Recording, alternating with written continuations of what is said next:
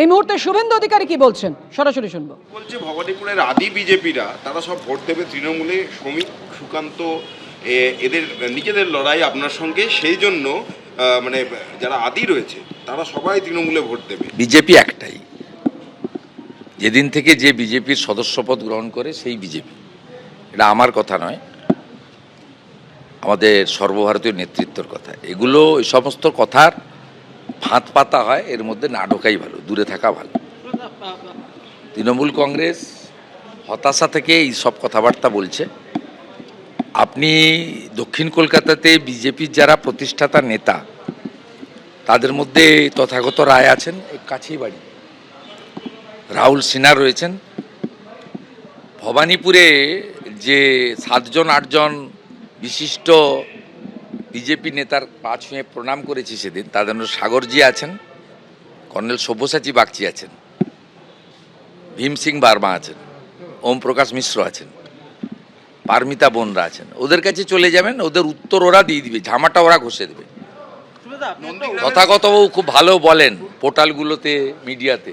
তথাগত ওখানে চলে যাবেন। 2014 সালে তথাগত রায় প্রথম দক্ষিণ কলকাতায় লড়েছিলেন এবং ভবানীপুরে লিড হয়েছিলেন।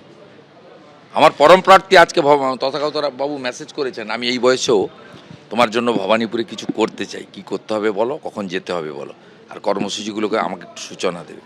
এটা পরম প্রাপ্তি আমার কাছে। নন্দীগ্রামের যারা পুরনো তৃণমূল কর্মী, বুথ ভিত্তিক কর্মী, তারা বিজেপিতে যোগদান করছে। মানে এই পবিত্র করকে তৃণমূল প্রার্থী করলো বলে কি পুরনো তৃণমূলরা সব বিজেপিতে চলে আসছে? আমি এসব কথা বলবো না। নন্দীগ্রামে সার্বিকভাবে জনগণই আমার আত্মীয়। কিছু মুসলমানকে ভুল বুঝিয়েছিল 21-এর নির্বাচনে, এই নির্বাচনে সেটাও হবে না।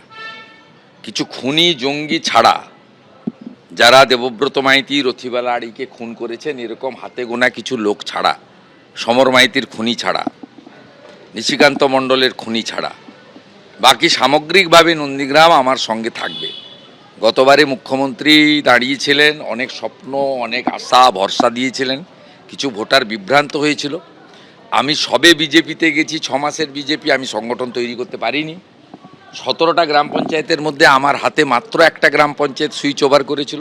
16টা পঞ্চায়েতই তৃণমূলের সঙ্গে গেছিলো। আমি সবাইকে তৃণমূল থেকে বিজেপিতেও নিয়ে যেতে পারিনি। আজকে আমি একটা সলিড সাংগঠনিক বেসের উপরে দাঁড়িয়ে, ব্যাপক জনাধারের উপরে দাঁড়িয়ে এখানে প্রতিদ্বন্দ্বিতা করছি। পার্টি সে সুযোগ আমাকে দিয়েছেন। আমি সামগ্রিকভাবে তৃণমূল, পুরনো বিজেপি, সিপিএম এসবের তর্কে যাব না। নন্দীগ্রামের মানুষ গতবারে ইভিএমে 3টে নাম দেখেছিল মূলত। একটা অধিকারী শুভেন্দু, সিরিয়াল নাম্বার 1, আরেকটা মমতা ব্যানার্জি, সিরিয়াল নাম্বার 2, আরেকটা মীনাক্ষী বোন, সিরিয়াল নাম্বার 3। এবিপি আনন্দ, এগিয়ে থাকে, এগিয়ে রাখে।